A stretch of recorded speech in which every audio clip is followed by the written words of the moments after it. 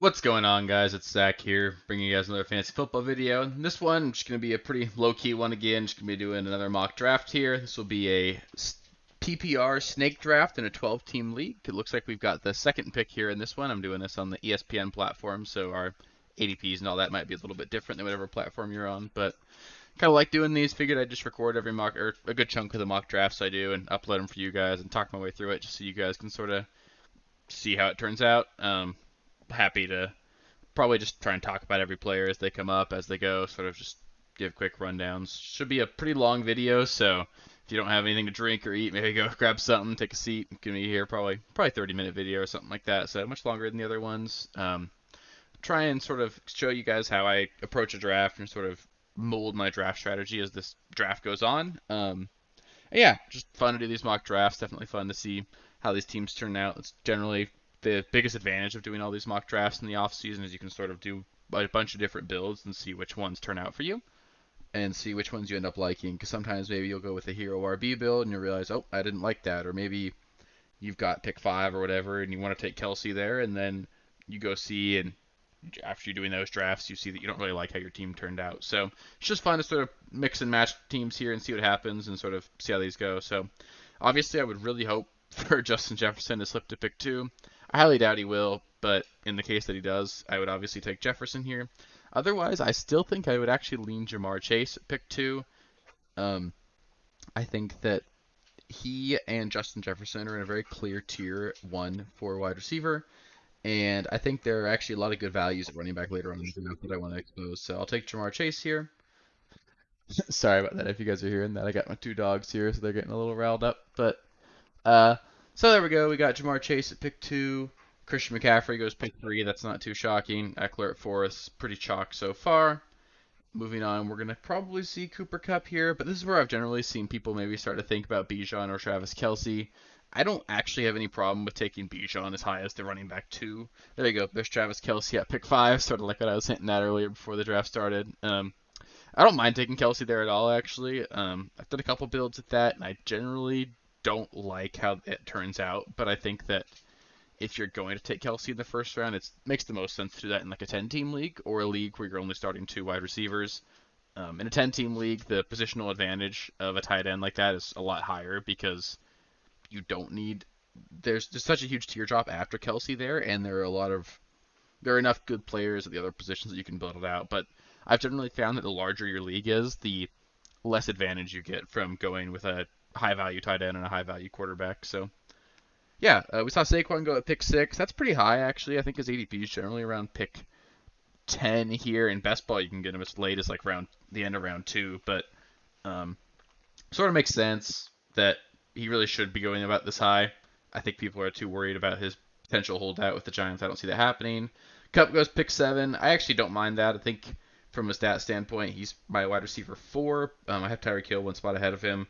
So I don't find myself taking Cooper Kupp much because I think there's some baked-in risk, and I think that there is a better receiver you can get there in Tyreek Hill. Bijan at pick 8, I actually like quite a bit. I think that Bijan has very real RB1, and I mean the RB1 upside, because the Falcons are going to run a ton. If that offense is at all better than we think it's going to be, then Bijan certainly could be an absolute league winner. AJ Brown, Stephon Diggs makes a lot of sense here. Generally, what I've seen throughout these drafts, and you're already seeing it here, is just how wide receiver heavy the first round is. I think many of you guys who have been around fantasy for a while, you'll generally see it's not uncommon at all for even in PPR formats for 10 of the first 12 picks to be running backs, and here we're looking at, I don't know, 6 receivers having already gone in the first round. So it's a lot more shifted towards the wide receiver position this year. I think that's because of how just poorly all of the running backs that went at the top of the draft did last season. So I think people are sort of shifting towards those. But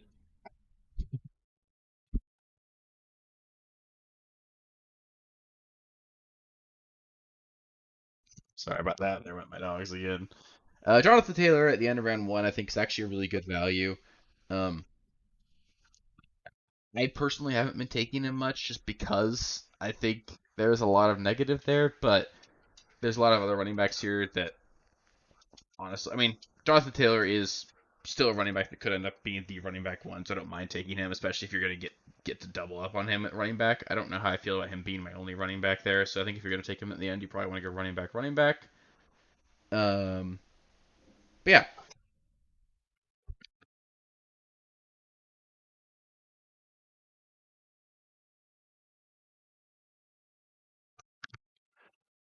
so we're seeing a couple running backs go here now. We just saw CD, Almon-Ra, Garrett Wilson, Derrick Henry, and Josh Jacobs. Sort of just flying through this here. We're coming up on our next pick here at pick 5. In an ideal world, I'd love to get Nick Chubb. I don't think there's a real chance he makes it that far, but if he does, I would be absolutely ecstatic. He's like my running back 4 in my projections right now. So, all right, there he goes. So we can stop thinking about that. There aren't a whole lot of running backs that I really love left here. Of the running backs left, I like Pollard and I like Ramondre, but I don't really feel like taking them. I can't take Ramondre this early, obviously, and I suppose I could take Pollard, but I'm a little concerned there, especially because I think there's just a ton of value in guys like James Conner, David Montgomery, Miles Sanders. Those are guys that I find myself much preferring to get at the end of drafts, and now we saw Pollard go, so I don't think I'll be taking a running back here. At receiver, there's a lot of guys I love.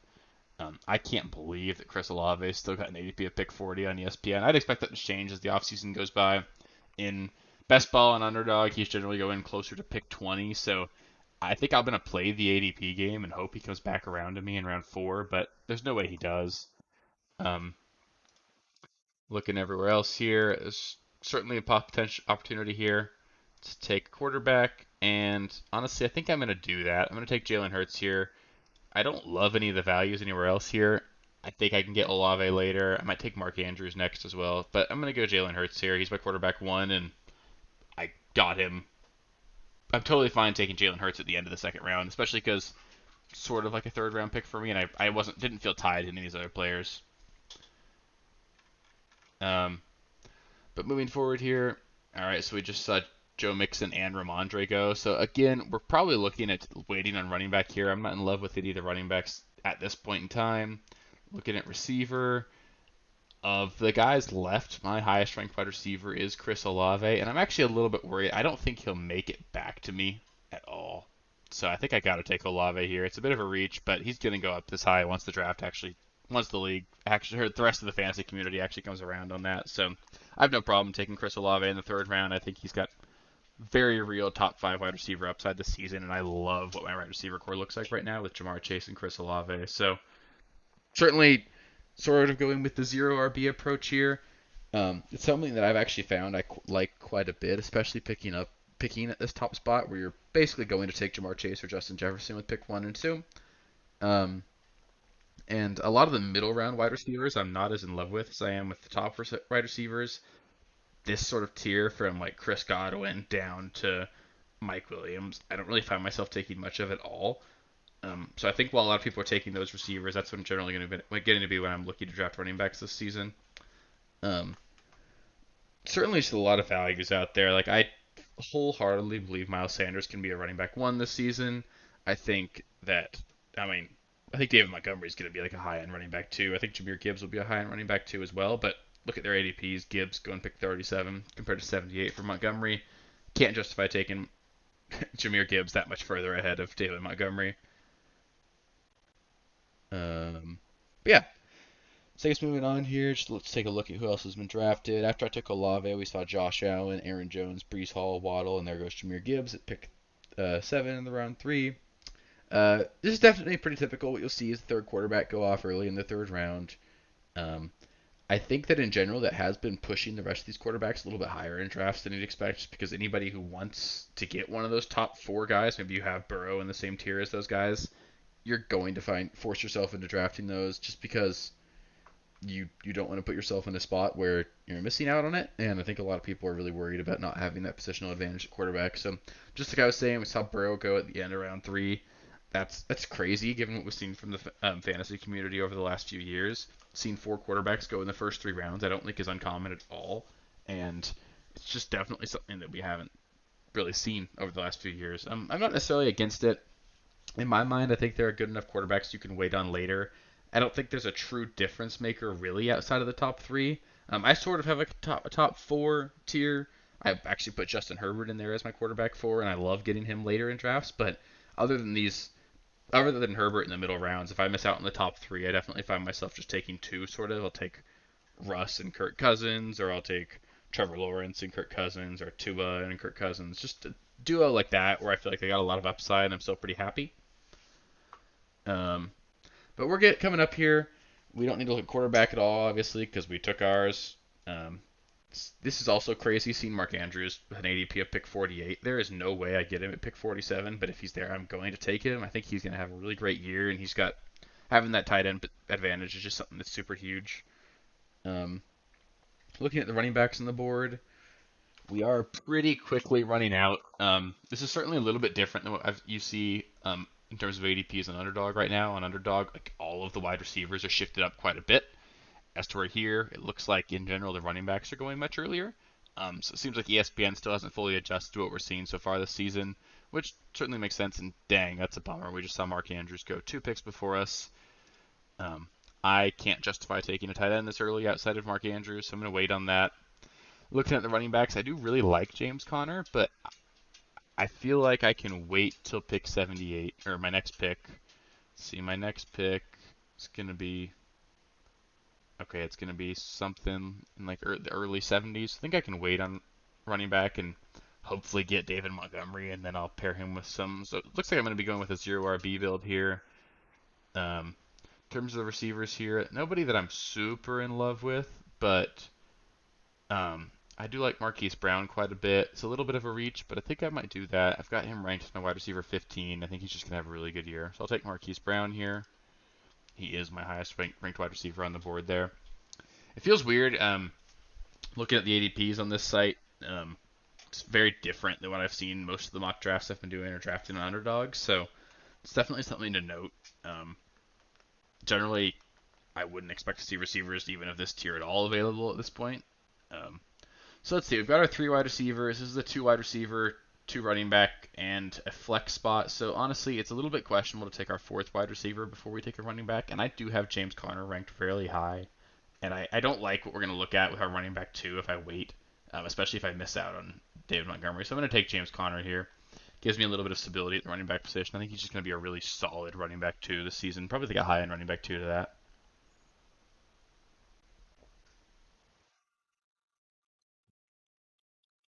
So yeah, now we're getting into that tier of wide receiver that I really just haven't found myself liking at all.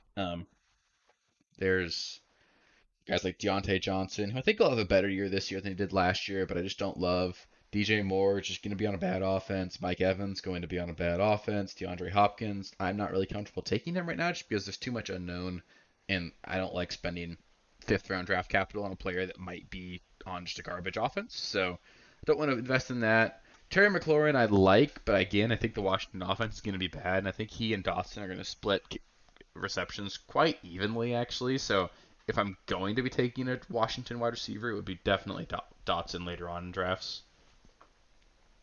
So you have the wide receivers left in this tier that you see going quite a bit. The only one that I really like is I like Judy. I like Lockett. I think Brandon Cooks is okay. I really like Ayuk as a value this year, and then I like Treylon Burks quite a bit. I like Addison. I still kind of think Gabe Davis could be decent if that wide receiver core doesn't change, but there's really just a lot of unknown here at the wide receiver position, so that's why I feel like I'm really happy getting those wide receivers early on. And then if we look at running back, there's a lot of guys that I still like quite a bit. I think Antonio Gibson's going to be really solid this season, especially if they don't add anybody else. They've been linked to Kareem Hunt, so that would sort of blow that up. But if I can get a running back room of James Conner, David Montgomery, and then mix that with Antonio Gibson, and then maybe add like a Charbonnet or a McKinnon or something later on in drafts, I'd feel really solid about that running back room, especially in just a 2 running back league. In general, especially in PPR formats, it's pretty safe to assume that you're going to be filling that flex spot with a receiver. So I generally feel like if you leave a draft with 4 running backs, you're pretty good. That'll help you with just enough depth that you can play matchups a little bit, but you don't need to really go overkill there. Zeke's another guy that I find being a pretty good value right now. You can get him at the end, and I mean the end of fantasy drafts right now, and wherever he goes, he's going to get touches. He'll probably score touchdowns. He'll be a nice like touchdown dependent flex play for you. So Zeke's the guy that I actually find myself drafting quite a bit of at the very end of drafts. So we're coming up here again. Looking at the running backs, I believe, given that we'll be coming up on pick 71 and 74, at pick 71, I'm going to find myself taking David Montgomery. I'm not going to play the ADP game. David Montgomery is the top running back left on the board. So if he goes, I'm going to be quite sad. So I'm not going to play around and wait and hope that Langley doesn't take him. So definitely if he's there at 71, I'm taking Montgomery. Otherwise, I really don't like the running backs left, actually. Dalvin Cook is an option. I think that he's either going to end up in Miami or Denver. If he ends up in Miami, I think he just absolutely smashes his ADP. I think that's going to be a really good offense. But all right, good. We don't have to make that choice. David Montgomery's our guy. We got him. He and James Conner are guys I've touched on earlier this season, talking about them being running backs that I'm targeting in drafts quite a bit. I think they're just going to have absolutely monster seasons. They're going to smash their ADPs, and I don't think there's really much risk in them at all. Obviously, there's not a very real. Neither one of them has the upside to be a top 5 running back in fantasy, but I don't think that's what you need. You're looking at guys that you're spending 5th, 6th round picks on, and you're getting high end running back 2, if not better, production out of these guys, and that's something that's just hard to come by. And I'm really confident in them. So if I leave drafts with those two as my 1 and 2 running backs, I'm actually more than happy doing that. All right, so now we're looking at this here. Looking at the wide receivers left, there's not a whole lot that I like. I like Ayuk quite a bit. I've got him ranked pretty far ahead of ADP, but I don't really feel like that helps us as to where looking at our tight ends here. I've got Dallas Goedert as my tight end 3.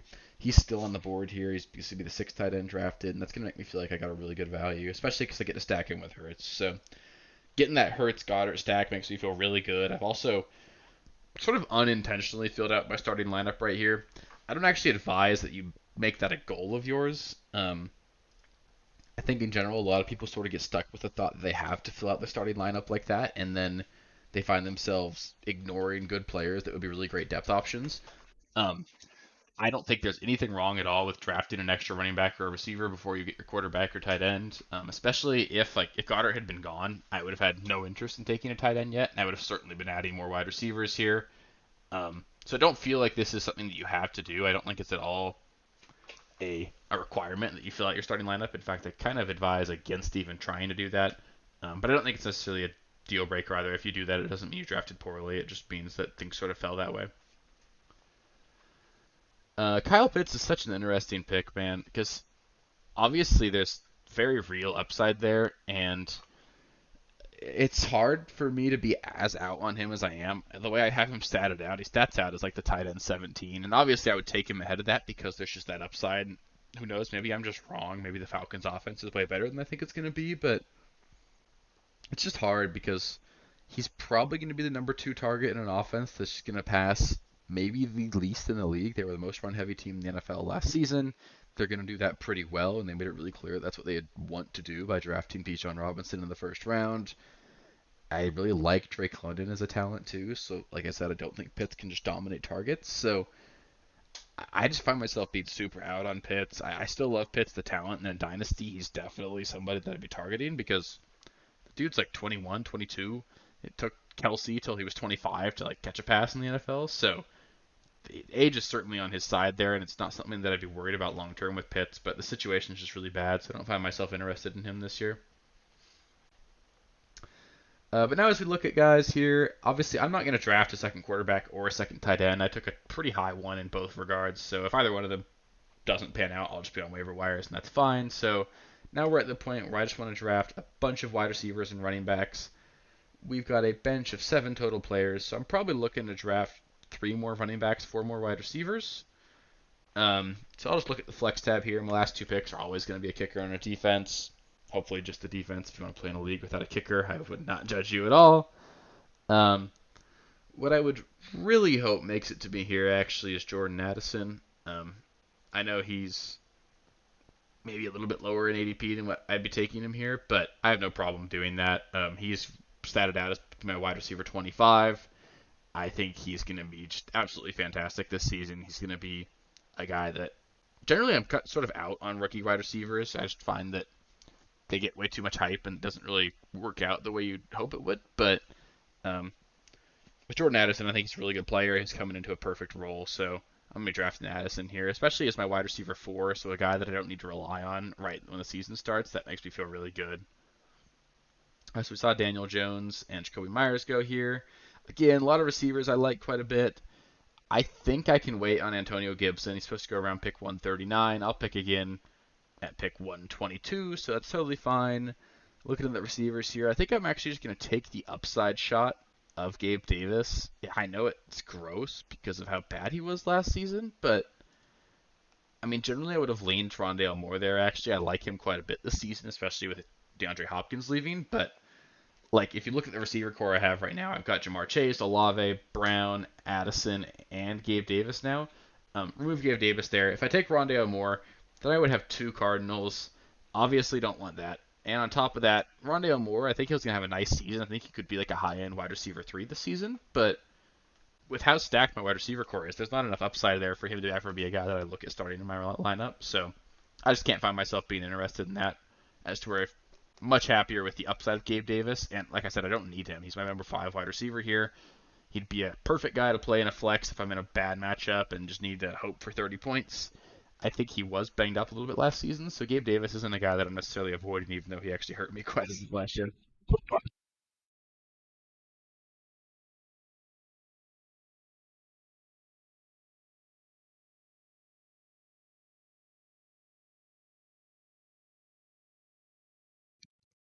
It's a bit of a bummer seeing Antonio Gibson go that high. I think that's pretty reasonable. He's been getting just a ton of really high quality reviews out of camp. He's apparently looked great.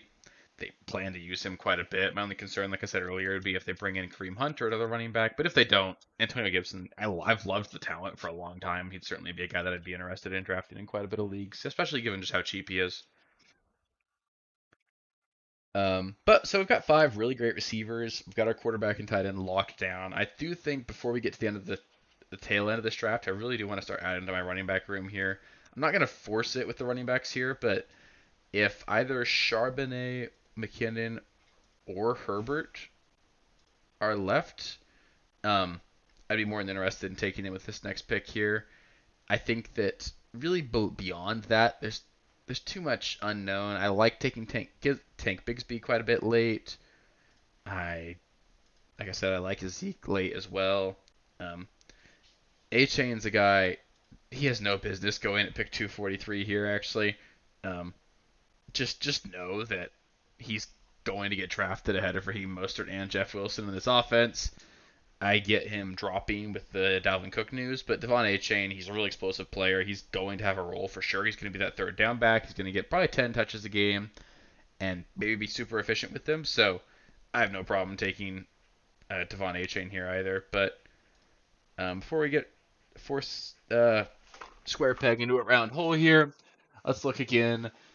I actually really like Quentin Johnson. I think he could be a true difference maker for me. So as much as I feel like I need to start drafting running backs, I want to take Quentin Johnson here. It's just another huge upside play. I'm going to have a stacked wide receiver room, and there were 3 running backs left that I was happy with, so I'll get one of them here. But of course, we did see McKinnon and Charbonnet go. So now I think we're going to be stuck with taking Devon A. Chain and then hoping we can get Tank Bigsby and Ezekiel Elliott later. But so if there is a hole in this lineup right now, it's obviously the running back position. I'm banking pretty heavily on myself being correct about James Conner and David Montgomery, which is by no means a guarantee. I could certainly be wrong, and they could have down seasons, and then I'm sort of screwed. But the beauty of this is I've got, in my eyes, the quarterback 1. I've got also, in my eyes, 2 top 10 wide receivers to go with 3 really solid wide receiver 2s. And definitely just a lot of upside at the wide receiver position outside of my elite 2. Got a really great tight end there. So I think that even with the risk of my running back room being just brutal, there's so much upside with my wide receiver room that I can overcome that. And there's guys that I can get, especially later on, that I actually like quite a bit at the running back position. Like I said, I think Devon Achan's going to be a guy that, assuming Dalvin Cook doesn't go there, he's got a ton of upside. Elijah Mitchell's actually a guy I like quite a bit as well. Obviously, Christian McCaffrey's been known to miss time. If he were to miss time, Elijah Mitchell is certainly going to be a focal point of that offense. Devin Singletary is a guy that I think you could plug and play as like a desperation running back too, just because he's going to get touches in an offense that's not going to be great at all, but he's a decent little player. I wouldn't mind having Singletary on a roster and just being a guy that you can plug and play in, especially if you're going with 0 RB.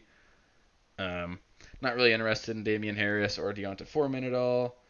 So now it's our pick. That's great. Things really went how we wanted them to. I'm a big fan of Tank Bigsby.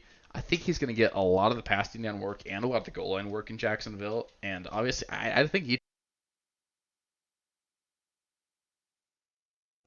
I think ETN's certainly a risk to get injured, just how small he is as well. So Bigsby's a guy that I don't think you're going to play week one, but I think by the end of the season we could be seeing him get quite a bit of work. So now I've got four running backs. I think now gonna take Zeke as just like an anchor for like a when he signs onto a roster, he's gonna be a low end running back two, high end running back three because he's gonna get enough volume and enough goal line work that he'll be usable. So Zeke's a guy I'm fine drafting here as well.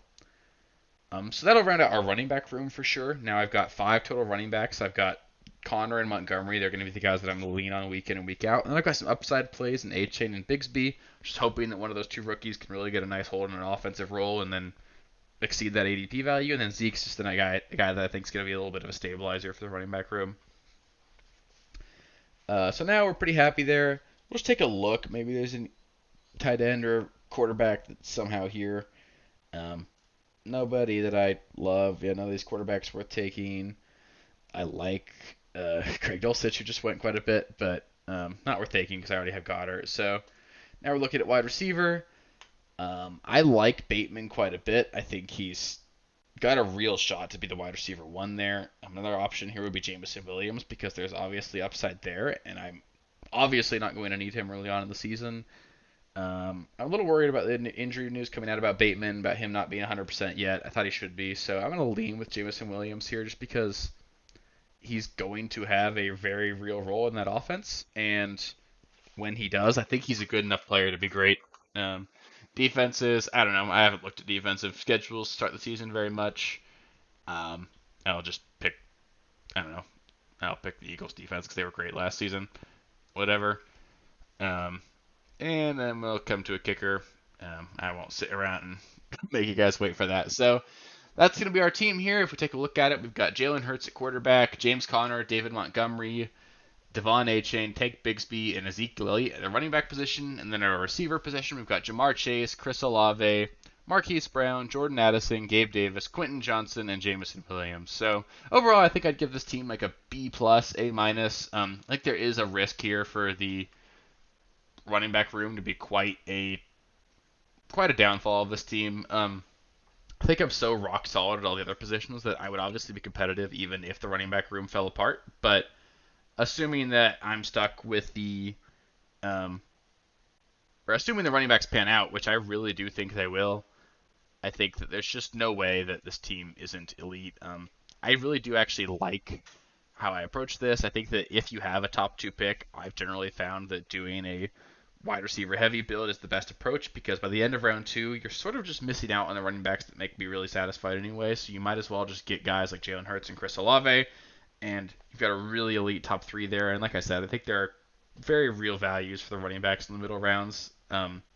Generally, we talk about that running back dead zone being like rounds 4 through 7.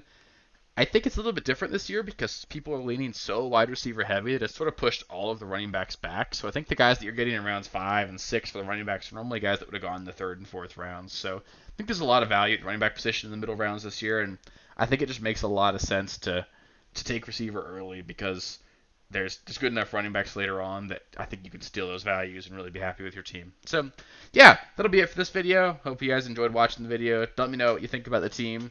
Do you guys do any mock drafts? Send me your rosters. I'll feel free to grade them as well. Maybe I could do rate your team's videos or something as well. So, yeah, it was a lot of fun doing this. We'll try to do about one of these drafts a week as well. So, sort of keep you guys interested. Next time, I'll be sure to do a team that's not pick 2. Maybe I'll do a 10-team league or a non-PPR league as well. So, yeah, thanks so much for watching, and I'll catch you next time.